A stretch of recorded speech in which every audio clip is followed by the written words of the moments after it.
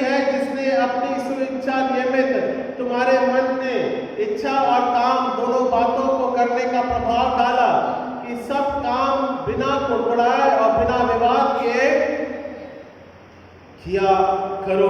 Do not dwell in the past, किसी भी बात को कुड़कुड़ाओ बड़बड़ाओ नहीं, बल्कि नए साल में धन्यवाद के साथ परमेश्वर के अनुग्रह में, नए जीवन के रूप में, उसकी आत्मिक संगति में, उसकी परिपूर्णता में, उसके सामर्थ्य के द्वारा नई प्यारी के संगति के रूप में do not dwell in the past, पुराने पापों को छोड़ करके उसकी आत्मा के देह लहू में, नई वाचा के रुधिर में। हम जब पढ़ते हैं इस बात को, जब आप कम्युनियन लेते हैं, जब आप आत्मिक संगति में रहते हैं, तो जब जब हम इसे लेते हैं तो ये क्या है हमारे लिए?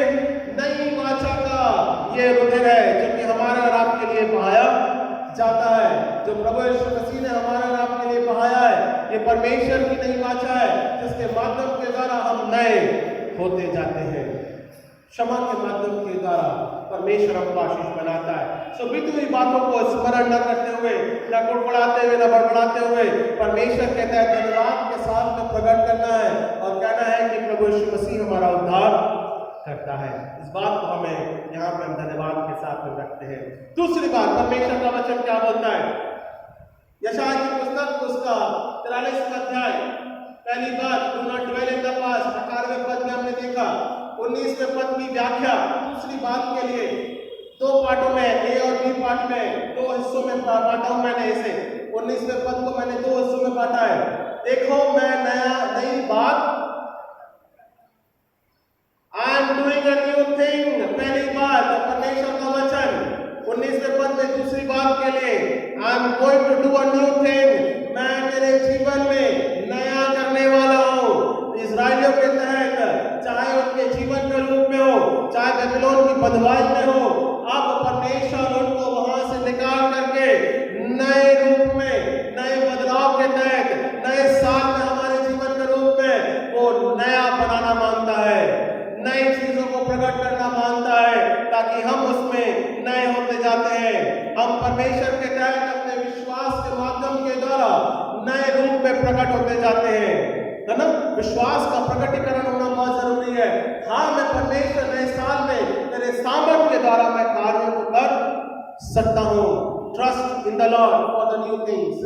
जो भी आप नया करना मांगते हैं, जो भी कार्य योजना प्रारंभ करना मांगते हैं, जो भी योजना परमेश्वर के माध्यम के द्वारा स्टार्ट करना मांगते हैं, विश्वास के द्वारा आप उसे प्रारंभ करें, विश्वास के द्वारा आप उसे प्रारंभ करें। डिपेंड ऑन द लॉर्ड, परमेश्वर के तहत अपने जीवन को आधारित करें और उसके द्वारा हम नए जीवन में प्रवेश करने पाएंगे।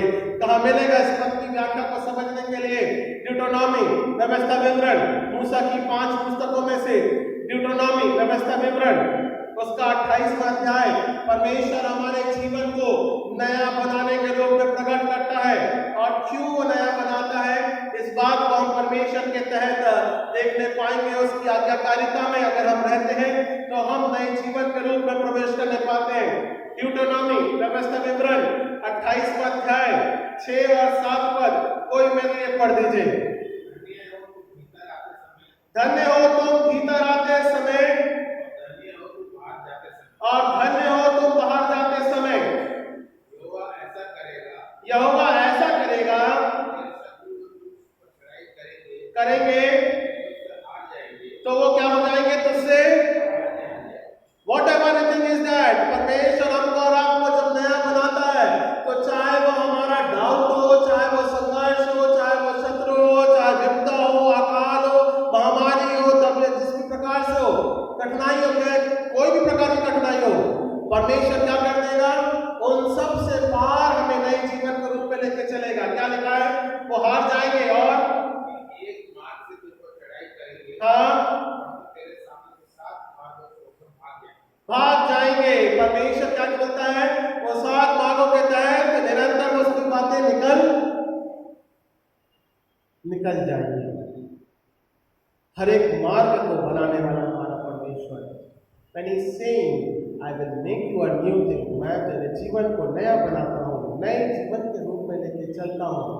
तो जितनी भी विपदा आती है, जितनी भी परेशानी आती है, जितने भी शत्रु हमारे साथ में खड़े होते हैं, 2026 में भी कितना भी विरोध क्यों ना होता है, मैं इस बात को स्पष्ट कर देता हूँ, विश्वास में अगर हमारा जीवन बना हुआ है तो हर एक शत्रु भाग जाता है ना।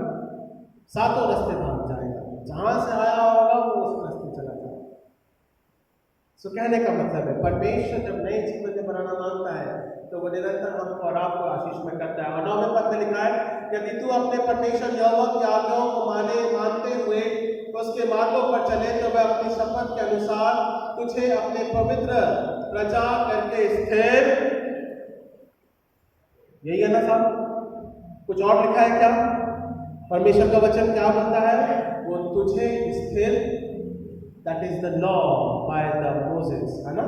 परमेश्वर ने जो नियम मूसा को दिया, व्यवस्था विवरण जो है नियम के द्वारा हमारे और आपके सामने उस पुस्तक के रूप में हम पढ़ते हैं, दैट इज द लॉ। यदि तू विश्वास के माध्यम के द्वारा स्थिर रहेगा, मैं वो परमेश्वर हूँ जो कि तेरे जीवन को मैं दृढ़, और 2026 में हमें क्या चाहिए?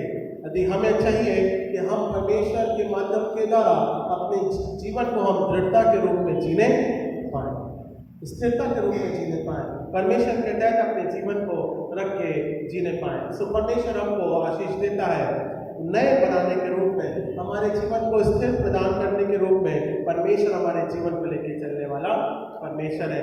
ये हो गई दूसरी बात जो कि हमने 19वें पद में उसके पहले भाग में देखा। यशाया उसका 43वां अध्याय और बी पाठ तीसरी बात के लिए मैं पढ़ देता हूँ। वह अभी प्रकट होगा, क्या तुम उसे अनजान रहोगे? मैं जंगल में एक मार्ग बनाऊंगा और निर्जल देश में नदी